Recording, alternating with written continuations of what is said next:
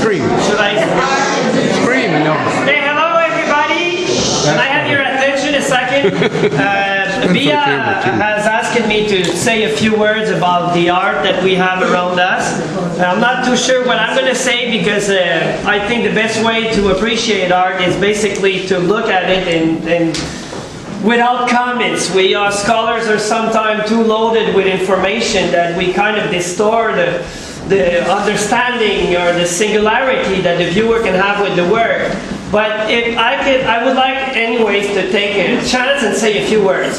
So, well, I was very happy to see how these two exhibitions blended so well together. I would say that this was possible basically thanks to one famous 19th century printmaker called José Guadalupe Posada that used to do etchings on wood plates. He created many broadsheets that were circulated in Mexico from the 19th century up to the mid-1913 when he died. And definitely the laughing skeleton that mocks humans, that works towards vanity but in a different way that the medieval or Renaissance vanity would do, was definitely something that was created by Posada. Basically, all the skeletons that you see related to Mexican art come from Guadalupe Posada. So if there is an artistic event here, it's the fact that Posada was recuperated thanks to contemporary people like Susan Zoon and Nicolás de Jesús, who from their two perspectives looked at those works and created something completely new. And that is really fascinating. Furthermore, it's really interesting to see how Susan did this through the oil painting. So basically, we can appreciate a series of canvases and also of masks. The mask is also a common element of the Mexican carnival. When we look at the Jesús's work, it's also the same thing. We re-encounter the same skeletons, same laughing skeletons. And the first time I can speak a little bit more of Nicolás than Susan, only because I know Nicolás for 10 years. I know his work, and I had the chance to discover Susan's work yesterday.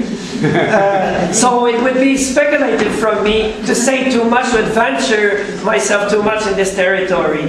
But maybe I'm sure that Susan could, after, say a few words about her work, if she feels like it.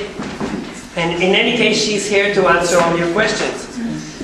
What I can say about Nicolás's work is there is something that you have to know is the paper that he's using to work is an Amate paper, the same paper that pre-Columbian people use to make their codex. Furthermore, Nicolás de Jesús is an Aztec descendant. I say Aztec, but I should say Mexica, but many people don't know who are the Mexicas. But he is someone who speaks Nahua, which is exactly the same language that the pre-Columbian people used to speak. So it's very interesting to see how he uses that ancient paper to create modern images and how he brings his iconography from Mexico onto this side of the border to go in the subways of the metro of Chicago, to portrait the streets of Chicago, the bars, Paris, the Eiffel Tower. So there is a much humor that you can appreciate in his work, and also this idea of bringing the skeleton here. I frequently talk about his work as an X-ray of our society, of contemporary society. But also, he has, and this is why one of the walls here is focusing on fleshy characters, it's that it's not only skeletons, it's also traditional people that are portrayed in scenes of the way that things used to be in the past. And here, for instance, we see the Fiesta de San Lucas, where they're celebrating the production of milk, and people are bringing their animals to be bendicized. Here we have the petition to water, where all these characters are going up the hill. And I think this is really interesting because this image is an etheric interpretation of the petition of water. And it has something very Brazilian. I talk of him as a Brazilian artist because he have these lively scenes with people playing music and dancing as we see in the work of Bruegel. But then I can come back to Susan and I see also here a lot of people dancing and laughing, and it's interesting to see how Susan, from her perspective, is capable of bringing the Mexican inheritance, the Posada inheritance, into, let's say, an American portrait. For instance, we look at the work that's on the left over there.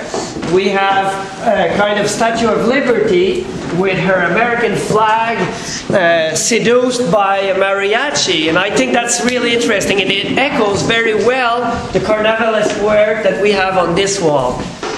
So, as I said before, I don't know what you would like to hear, but I'm here to answer your questions. And I would like, obviously, to introduce the two artists. If you can come here on both sides. It's interesting because there are two territories.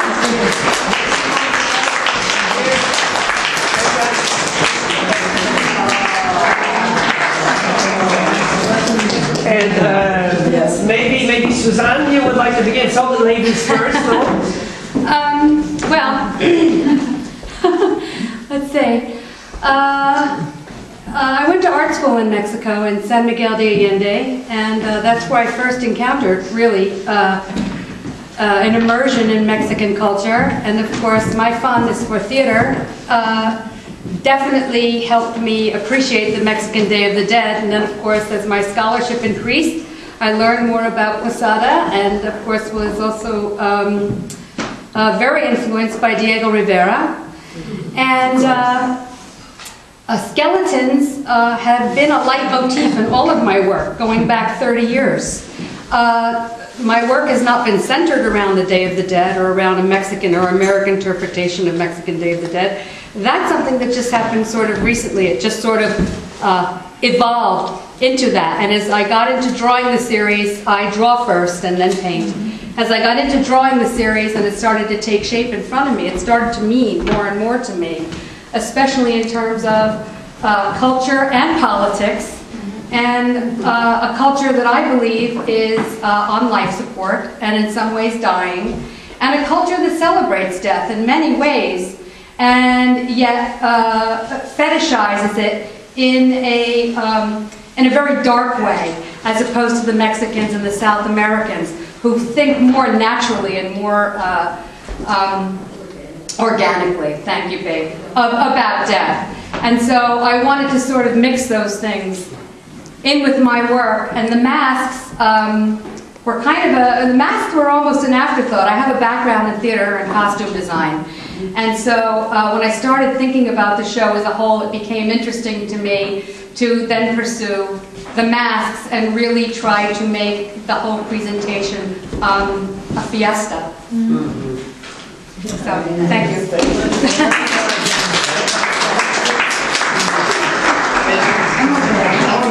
Nicolás. Sí, bueno, estoy feliz. I'm happy. ¿No me ven? Estoy feliz, ¿no? Don't you see me? How happy I am? Bueno, me da un gran gusto estar conviviendo. It's an honor for me to be here de una manera muy especial. in a very special way. Y quiero agradecer pues todo el trabajo que se ha hecho. And I would like to thank for all the work that was done here. Vía sería Lee, sí, thanks to Bia, thanks to Lee, thanks to Ron. Y bueno, pues este es como algo que me llevo dentro, aquí, This porque is something hoy, I'm taking really deeply inside with me. así como no sé por qué a la medianoche me voy. Maybe because at midnight tonight I'm flying back to Mexico. Bueno, pero me voy muy animado. Yo sé que voy a regresar. Yo I'm sé going que very happy, and I know that I'll return. porque creo que pues el arte me ha comprometido desde el principio, desde que era pequeño. art has compromised me since I've been young. Con otras gentes, porque yo desde pequeño empecé a sentir With other people, because since I've been young, I've been feeling ese sentimiento especial cuando uno this special emotion when decide transitar por ese viaje al interior. Decide to transit through this journey, to this inside journey.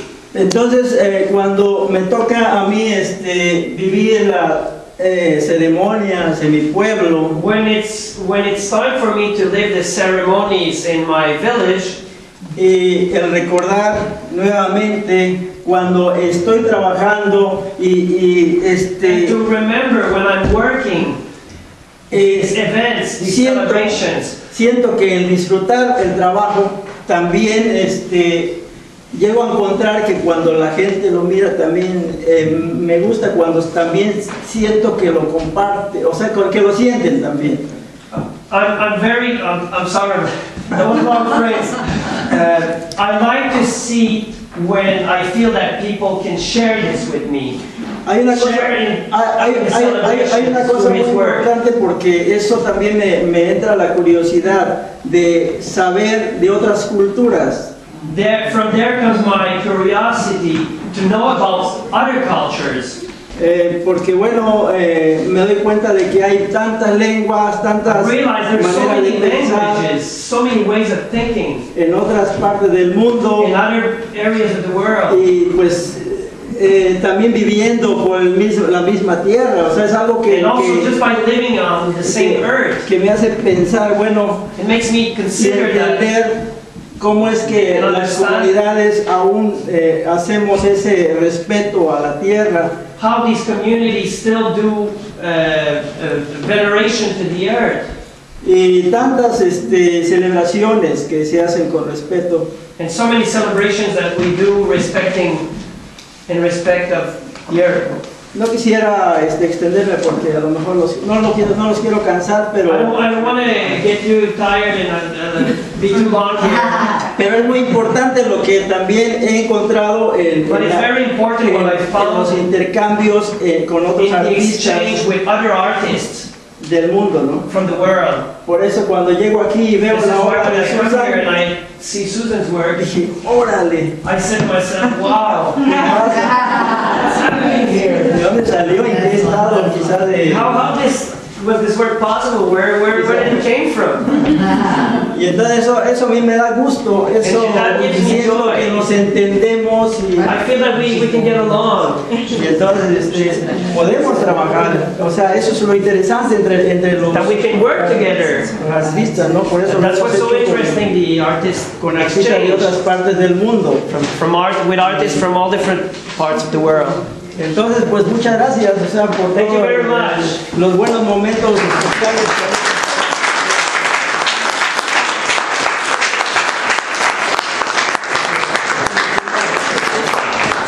Thank you. Any questions you would like to ask, we'll be here. Nice, very nice. You're very good. I teach art history, and it's really wonderful to see all the analogies. And also how much it reminds me of the late Middle Ages, when we were moralistic with the skeletons constantly. I mean, you mentioned Roy Go, I think